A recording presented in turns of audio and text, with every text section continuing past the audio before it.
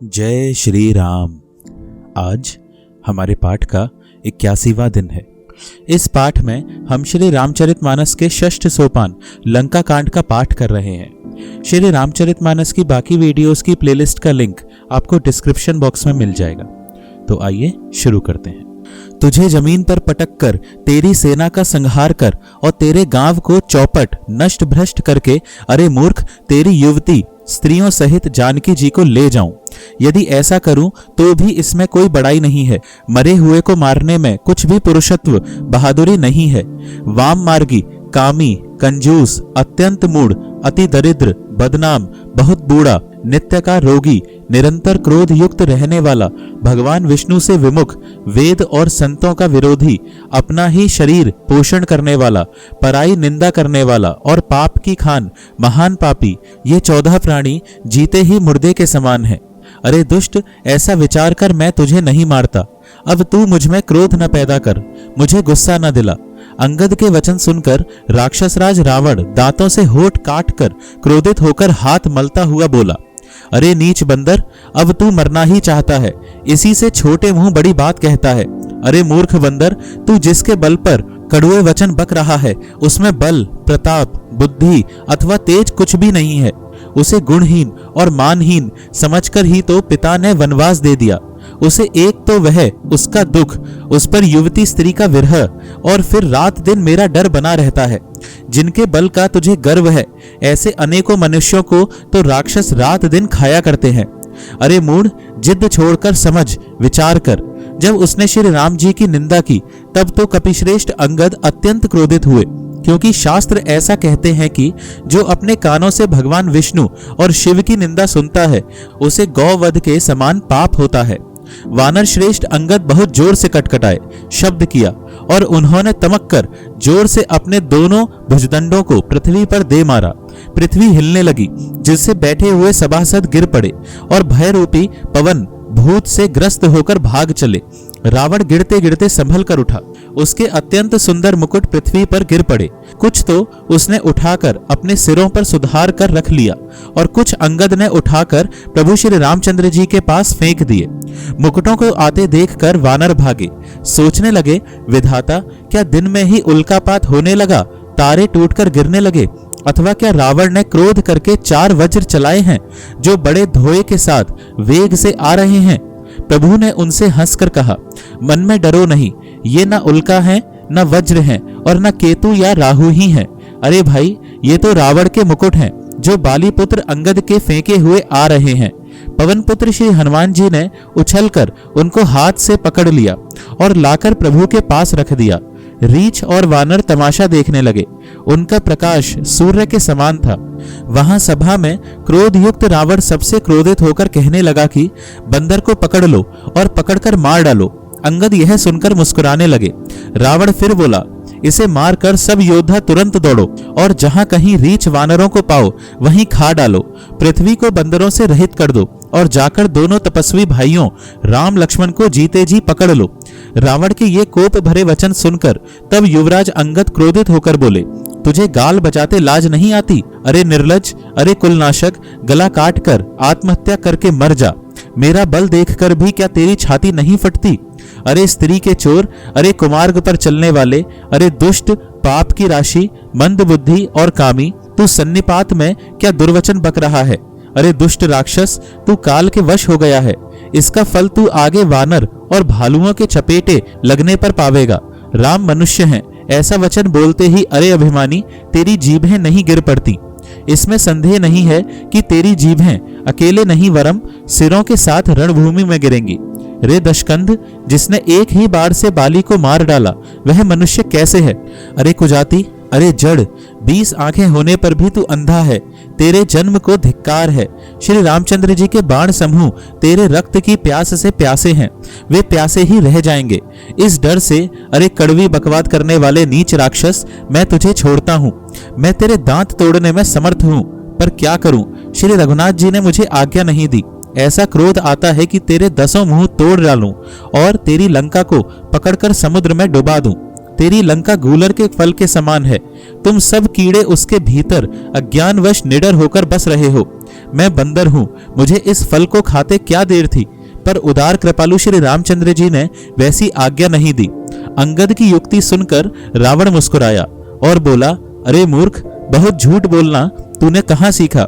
बलि ने तो कभी ऐसा गाल नहीं मारा। जान पड़ता है तू तपस्वियों से मिलकर लबार हो गया है। अंगद ने कहा, अरे 20 भुजा वाले, यदि तेरी 10 जीभ हैं मैंने नहीं उखाड़ ली तो सचमुच मैं लबार ही हूं। श्री रामचंद्र जी के प्रताप को समझकर स्मरण करके अंगद क्रोधित हो उठे और उन्होंने रावण की सभा में प्रण करके दृढ़ता के साथ पैर रोप दिया और कहा, अरे मूर्ख, यदि तू मेरा चरण हटा सके तो श्री राम जी लौट जाएंगे। मैं सीता जी को हार गया। रावण ने कहा, हे सब वीरों सुनो, पैर पकड़कर बंदर को पृथ्वी पर पछाड़ दो। इंद्रजीत, मेघनाद आदि अनेकों बलवान योद्धा जहां तहां से हर्षित होकर उठे। वे पूरे बल से बहुत से उपाय करके झपटते हैं पर पैर टलता नहीं।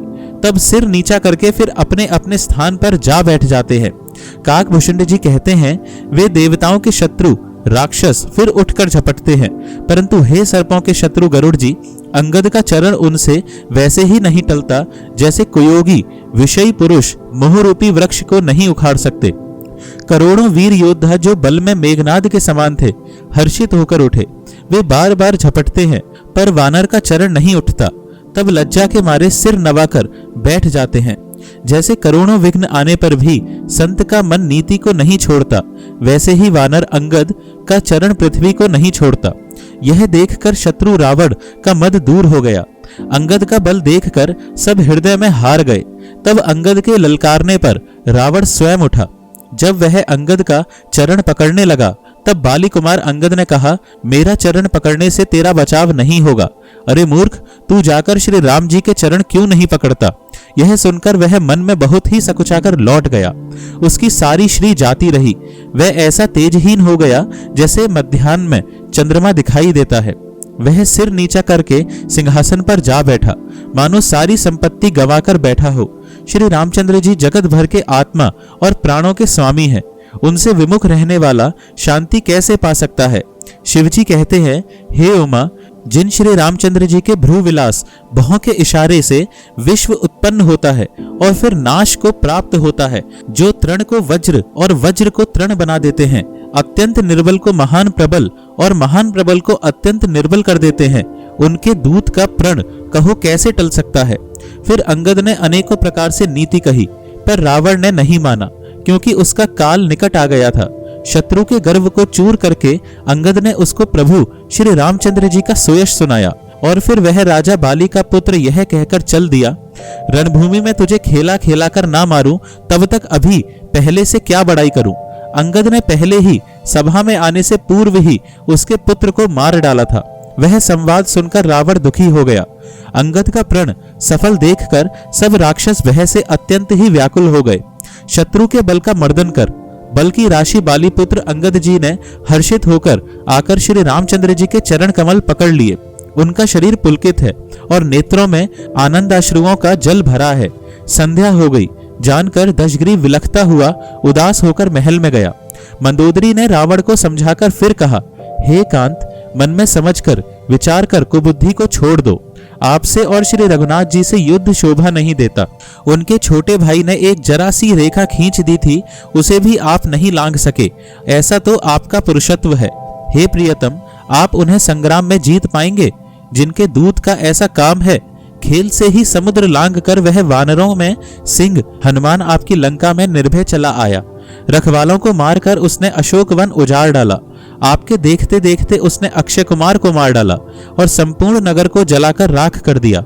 उस समय आपके बल का गर्व कहाँ चला गया था? अब हे स्वामी, झूठ व्यर्थ गाल ना मारिए, डींग ना हाकिए, मेरे कहने पर हृदय में कुछ विचार कीजिए। हे पति, आप श्री रघुपति को निरा राजा मत समझिए, बल्कि अग जगन्नाथ चराचर के स्वामी और अतुलनीय बलवान जानिए। श्री राम जी के बाण का प्रताप तो नीच मारीच भी जानता था, परंतु आपने उसका कहना भी नहीं माना। जनक की सभा में अगणित राजागण थे, वहां विशाल और अतुलनीय बल वाले आप भी थे। वहां शिवजी का धनुष तोड़कर श्री राम जी ने जानकी को ब्याहा, तब आपने उनको संग्राम में क्यों नहीं जीता? इंद्रपुत्र जयंत उनके बल को कुछ कुछ जानता है। श्री राम जी ने पकड़कर केवल उसकी एक आंख ही फोड़ दी और उसे जीवित ही छोड़ दिया। शूर्पणखा की दशा तो आपने देख ही ली, तो भी आपके हृदय में उनसे लड़ने की बात सोचते विशेष कुछ भी लज्जा नहीं आती। जिन्होंने विराध और खरदूषण को मारकर लीला से ही कबंध को भी मार डाला और जिन्होंने बाली को एक ही बाण से मार दिया, हे दशकंद, आप उन्हें उनके महत्व को समझिए। जिन्होंने खेल से ही समुद्र को बंधा लिया और जो प्रभु सेना सहित सुबेल पर्वत पर उतर पड़े, उन सूर्यकुल के ध्वजा स्वरूप कीर्ति को बढ़ाने वाले करुणा में भगवान ने आप ही के हित के लिए दूत भेजा, जिसने बीच सभा में आकर आपके बल को उसी प्रकार मत डाला जैसे हाथियों के झुंड में आकर सिंह उसे छिन्न भिन्न कर डालता है। रण में बाके अत्यंत विकट वीर अंगद और हनुमान जिनके सेवक हैं, हे पति, उन्हें आप बार बार मनुष्य कहते हैं। आप व्यर्थ ही मान, ममता और मद का बोझा ढो रहे हैं। हाँ प्रियतम, आपने श्री राम जी से विरोध कर लिया और काल के विशेष वश होने से आपके मन में अब भी ज्ञान नहीं उत्पन्न होता। काल दंड लाठी लेकर किसी को नहीं मारता, वह धर्म, बल, बुद्धि और विचार को हर लेता है। हे स्वामी, जिसका काल मरण समय निकट आ जाता है, उसे आप ही की तरह भ्रम हो जाता है। आपके 2 पुत्र मारे गए और नगर जल गया, जो हुआ सो हुआ। हे प्रियतम, अब भी इस भूल की पूर्ति समाप्ति कर दीजिए। श्री राम जी से वैर त्याग दीजिए और हे नाथ, कृपा के समुद्र श्री रघुनाथ जी को भजकर निर्मल यश लीजिए। स्त्री के बाण के समान वचन सुनकर वह सवेरा होते ही उठकर सभा में चला गया और सारा भय भुलाकर अत्यंत अभिमान में फूलकर सिंहासन पर जा बैठा। यहाँ सुबेल पर्वत पर श्री राम जी ने अंगद को बुलाया। उन्होंने आकर चरण कमलों में सिर नवाया। बड़े आदर से उन्हें पास बैठाकर खर के शत्रु कृपालु श्री राम जी हंसकर बोले, हे बाली के पुत्र, मुझे बड़ा कौतूहल है। हे तात, इसी से मैं तुमसे पूछता हूँ, सत्य कहना। जो रावण राक्षसों के कुल का तिलक है और जिसके अतुलनीय बाहुबल की जगत भर में धाक है, उसके 4 मुकुट तुमने फेंके। हे तात, बताओ तुमने उनको किस प्रकार से पाया? अंगद ने कहा, हे सर्वज्ञ, हे शरणागत को सुख देने वाले, सुनिए, वे मुकुट नहीं है, वे तो राजा के 4 गुण हैं। हे नाथ, वेद कहते हैं कि साम, दान, दंड और भेद ये चारों राजा के हृदय में बसते हैं। ये नीति धर्म के 4 सुंदर चरण हैं, किंतु रावण में धर्म का अभाव है, ऐसा जी में जानकर ये नाथ के पास आ गए हैं। 10 शीश रावण धर्महीन, प्रभु के पद से विमुख और काल के वश में है। इसलिए हे कौशलराज, सुनिए, वे गुण रावण को छोड़कर आपके पास आ गए हैं। अंगद की परम चतुरता पूर्ण उक्ति कानों से सुनकर उदार श्री रामचंद्र जी हंसने लगे। फिर बाली पुत्र ने किले के, लंका के सब समाचार कहे। जब शत्रु के समाचार प्राप्त हो गए, तब श्री रामचंद्र जी ने सब मंत्रियों को पास बुलाया और कहा, लंका के 4 बड़े विकट दरवाजे हैं, उन पर किस तरह आक्रमण किया जाए, इस पर विचार करो। तब वानरराज सुग्रीव, ऋक्षपति जामवान और विभीषण ने हृदय में सूर्य कुल के भूषण श्री रघुनाथ जी का स्मरण किया और विचार करके उन्होंने कर्तव्य निश्चित किया। वानरों की सेना के 4 दल बनाए और उनके लिए यथा योग्य जैसे चाहिए वैसे सेनापति नियुक्त किए। फिर सब यूथपतियों को बुला लिया और प्रभु का प्रताप कहकर सबको समझाया, जिसे सुनकर वानर सिंह के समान गर्जना करके दौड़े। वे हर्षित होकर श्री राम जी के चरणों में सिर नवाते हैं और पर्वतों के शिखर ले लेकर सब वीर दौड़ते हैं। कौशलराज श्री रघुवीर जी की जय हो पुकारते हुए भालू और वानर गरजते और ललकारते हैं। आज बस इतना ही पाठ। आइए थोड़ा भजन करते हैं।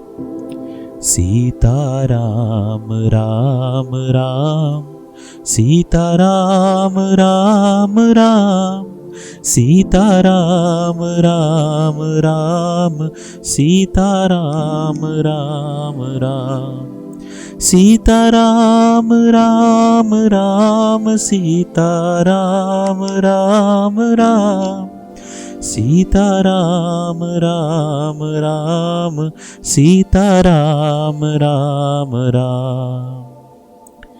जय श्री राम।